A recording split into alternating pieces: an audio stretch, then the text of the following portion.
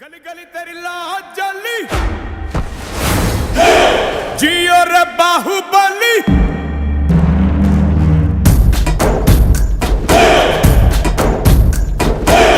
गली गली तेरी लाज जली जियो रे बाहुबली प्राणों से बढ़ के हमको है तू प्यारा सब गाएंगे दोहराएंगे अब तेरा जय जयकारा ऐसा वो वैसा जैसे पर्वत अंचल सा ऐसा वो वैसा जैसे पर्वत अंचल सा ऐसा वो वैसा जैसे पर्वत अंचल सा ऐसा वो वैसा जैसे पर्वत अंचल सा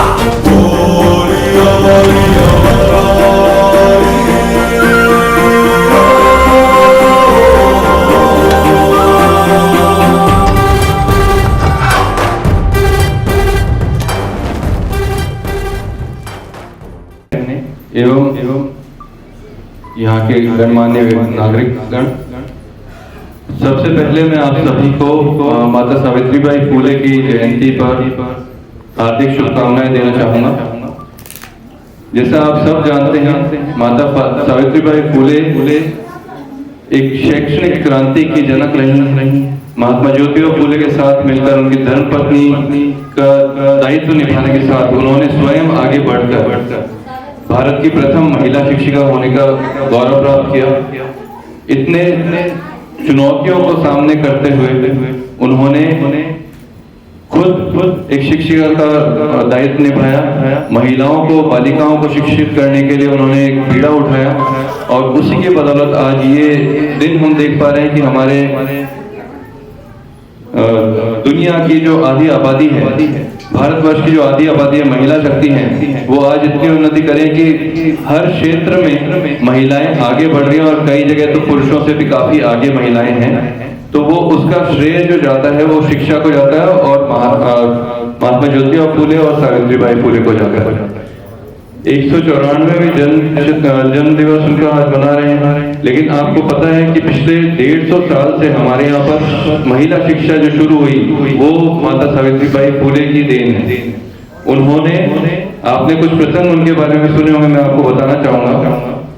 वो जब भी अपने विद्यालय उन्होंने खोला बालिकाओं के लिए, उसमें काफी चुनौतियां रही। जो रूढ़िवादी लोग थे उन्होंने उनको रोका, जो पुरुषवादी समाज हमारा है उन्होंने उनको रोका, लेकिन उन्होंने किसी की चिंता किए बिना आगे बढ़ी, अपना विद्यालय खोला।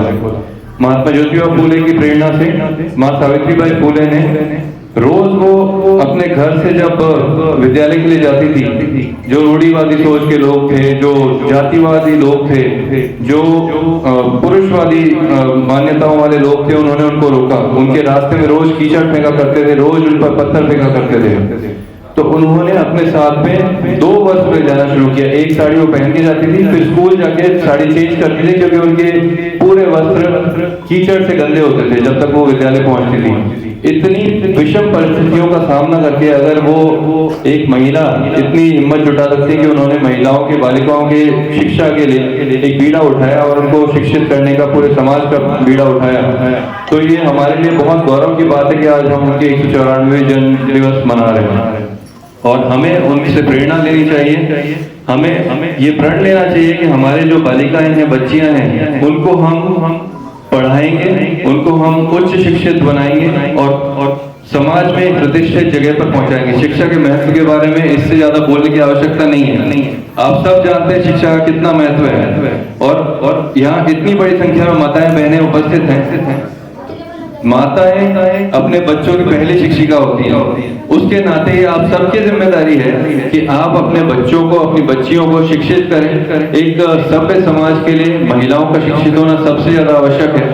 और जब महिला शिक्षित होती है तो वो केवल अपने सामाजिक तौर पर ही नहीं बल्कि आर्थिक तौर से भी सशक्त बनती है। तो अगर हम चाहते हैं कि हमारी देश की आधी आबादी, आधा हिस्सा महिला शक्ति अगर सुदृढ़ बने, वो अपने पैरों पर खड़ी हो, तो सबसे पहली मूलभूत आवश्यकता है उनको शिक्षित करने की और उनको एक ऊंचा मुकाम देने की, उच्च शिक्षा प्रदान करने की।